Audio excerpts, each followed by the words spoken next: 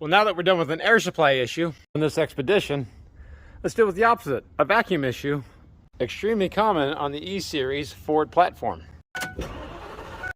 If you find you don't ever have any air coming out here and it's all coming out of the dash right about there, or if you're driving up a mountain, use the engine pretty heavily, you lose the vent out of the dash, it's almost a guarantee your vacuum reservoir is broken. Now, the vacuum reservoir is actually hidden on the firewall right on this plenum box right there, and to get to it you have to drain all the coolant, refrigerant, pull out the entire heater box and blower wheel, get to this vacuum reservoir tank. And there's the part number right there from Napa. Not a sponsor. Almost nobody's wealthy enough to pay for Ford's bad engineering, so we'll take this red vacuum line, that's the supply line, we'll disconnect that and we'll put this somewhere else. Truth be told, just bypassed the line and not put it in the tank before, but heavy loads, it still might lose vacuum, so we'll put the tank in as a buffer. All right, let's take the engine cover off.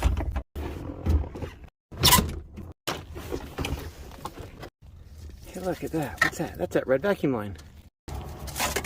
Hey, that was easy. Pull that off.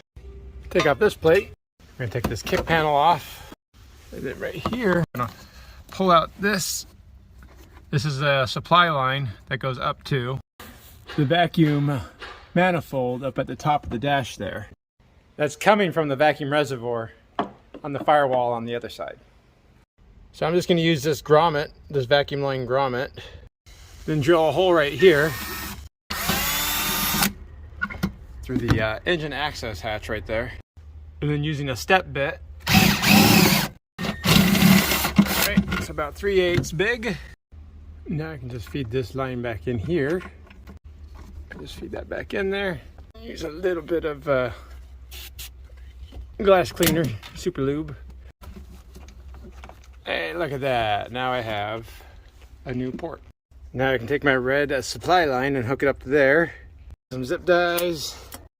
So this reservoir here only has one port, so we still have to have supply from the engine and then supply going up to the dash AC. So we're just going to use some Dorman vacuum hose connectors and get a T, universal vacuum hose connectors. We have a T right here.